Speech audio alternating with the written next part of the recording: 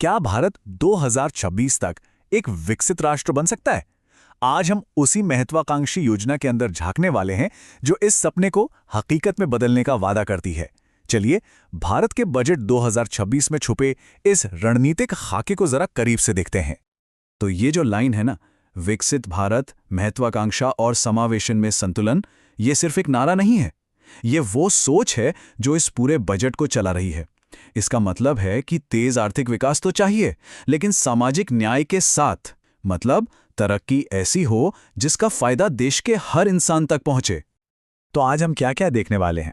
पहले विकसित भारत के पूरे खाके को समझेंगे, फिर इसके दो सबसे बड़े इंजन मैन्युफैक्चरिंग और सर्विसेज की बात करेंगे, जानेंगे कि इन्हें चलाने वाला इंफ्रास्ट्रक्चर कैसा होगा, और आखिर में लोगों और छोटे व्यवसायों पर भी नजर डालेंगे। तो चलिए सबसे पहले ये समझते हैं कि इस पूरी योजना के पीछे का बड़ा आइडिया क्या है, इसकी नींव क्या है। इसका मतलब क्या हुआ? सीधा सा मतलब है, बातें कम, काम ज्यादा। फोकस सिर्फ बयानबाजी पर नहीं, बल्कि अर्थव्यवस्था के काम करने के तरीके में असली बदलाव लाने पर है। और नीतियां ऐसी बनाई जा रही हैं जो वाकई लोगों की मदद करे, न कि सिर्फ सुनने में अच्छी लगे। अब किसी भी मजबूत अर्थव्यवस्था को एक मजबूत घर की तरह समझिए। इसके लिए एक ठोस नींव चाहिए, और यहां वो नींव हैं महंगाई काबू में, लगातार बढ़ती ग्रोथ और सरकार का जिम्मेदार खर्च। यही तीनों मिलकर एक भरोसेमंद माहौल बनाते हैं। तो कुल मिलाकर बात सिर्फ इतनी सी है कि जो सपने देखे जा रहे हैं उन्हें हकीकत में बदलना है। भारत की जो विशाल क्षमता है, उसे लेकर उसे एक ऐसी शक्ति में बदलना है जिसे दुनिया देख सके और मान सके। चलिए, अब बात करते हैं विकास के पहले और बहुत बड़े इंजन की, मैन्युफैक्चरिंग सेक्टर। और यहां बात किसी भी पुरानी फैक्ट्री की नहीं हो रही है। हम भविष्य के उद्योगों की बात कर रहे हैं, जैसे सेमीकंडक्टर, इलेक्ट्रिक गाड़ियां और रिन्यूएबल एनर्जी। मकसद ये है कि भारत इन चीजों का सिर्फ उपभोक्ता नहीं, बल्कि एक बहुत बड़ा उत्पादक बने। मतलब फोकस सिर्फ कुछ भी बनाने पर नहीं है।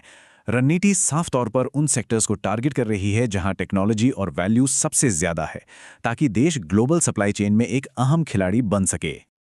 अब इन बड़े लक्ष्यों को पूरा करने के लिए कुछ खास पहले भी हैं, जैसे इंडिया सेमीकंडक्टर मिशन, जो भारत को एक ग्लोबल चिप मेकर बनाने की कोशिश है, और बायोफार्मा शक्ति, जिसका मकसद देश को दवाओं और वैक्सीन के मामले में दुनिया का लीडर बनाना है। चलिए, अब दूसरे इंजन की तरफ चलते हैं, सर्विस सेक्टर। ये पहले से ही भारत की अर्थव्यवस्था की एक बहुत बड़ी ताकत है, और अब योजना है कि इसे और भी ज्यादा सुपरचार्ज किया जाए। सर्विस सेक्टर में भी कुछ खास एरिया चुने गए हैं। मेडिकल टूरिज्म और एजुकेशन से लेकर पारंपरिक आयुष प्रणालियों तक, हर एक क्षेत्र में विकास की जबरदस्त संभावनाएं देखी जा रही हैं। और दिलचस्प बात यह है कि हर एरिया के लिए एक ठोस एक्शन प्लान भी है। जैसे मेडिकल टूरिज्म हब को ही ले लीजिए। ये सिर्फ नए अस्पताल नहीं होंगे, ये अत्याधुनिक सुविधाएं होंगी जो दुनिया भर से मरीजों को अपनी तरफ खींचेंगी, जिससे देश में पैसा और नौकरियां दोनों आएंगी। और अब आते हैं तीसरे और शायद सबसे जरूरी इंजन पर, जो मैन्युफैक्चरिंग और सर्विसेज दोनों को ताकत देगा, देश का मूलभूत इंफ्रास्ट्रक्चर। इस रणनीति का एक बहुत ही अहम हिस्सा है सरकारी खर्च को बढ़ाना। अर्थशास्त्री इसे कैपेक्स कहते हैं। आसान भाषा में इसका मतलब है कि सरकार भविष्य बनाने वाली चीजों पर ज्यादा पैसा खर्च कर रही है, जैसे सड़कें, पुल और बंदरगाह। और ये कोई छोटी मोटी बढ़ोतरी नहीं है, ये एक जबरदस्त छलांग है। 2 लाख करोड़ से सीधा 12 लाख करोड़ से भी ज्यादा। अंदाजा लगाइए ये कितना पैसा है। ये हर साल एक नया शहर बनाने या पूरे देश में हाई स्पीड रेल नेटवर्क बिछाने के बराबर है। तो ये सारा पैसा जा कहां रहा है? ये जा रहा है बड़े बड़े प्रोजेक्ट्स में, जो कनेक्टिविटी और औद्योगिक क्षमता को पूरी तरह से बदल देंगे।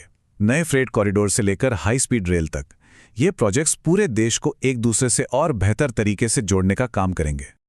तो अब तक हमने बड़े इंजनों की बात की। अब आते हैं उन लोगों और छोटे बिजनेस पर जो इस पूरी अर्थव्यवस्था की जान है, वो जो इस विकास को चलाते भी हैं और जिनसे ये विकास है भी। किसी भी बड़ी इकोनॉमी की रीढ़ होते हैं छोटे बिजनेस। ये बजट उन्हें वो जरूरी सपोर्ट देने के बारे में है जिससे वो आगे बढ़ सकें और राष्ट्रीय चैंपियन बन सकें। तो इन्हें सपोर्ट करने के लिए एक 3 सूत्रीय अप्रोच है। पहला, उन्हें बढ़ने के लिए पैसा मिले। दूसरा, उनके रोजमर्रा के काम के लिए कैश की कमी ना हो। और तीसरा, सरकारी नियमों को समझने और उनका पालन करने में पेशेवर मदद मिले।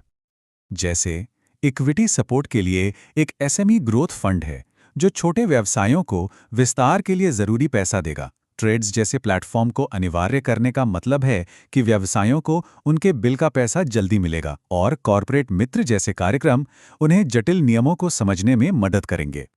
तो एक बड़े विजन से लेके जमीनी स्तर की योजनाओं तक, चाहे वो मैन्युफैक्चरिंग हो, सर्विसेज, इंफ्रास्ट्रक्चर या फिर छोटे व्यवसाय, ये बजट अपने आप में एक पूरी और सोची समझी आर्थिक योजना पेश करता है। तो अंत में ये बजट एक महत्वाकांक्षी भविष्य का विस्तृत रोडमैप तो देता है, पर एक सवाल छोड़ जाता है। इस विशाल और जटिल योजना का वो कौन सा हिस्सा है जिसे सही तरीके से लागू करना सबसे ज्यादा जरूरी होगा?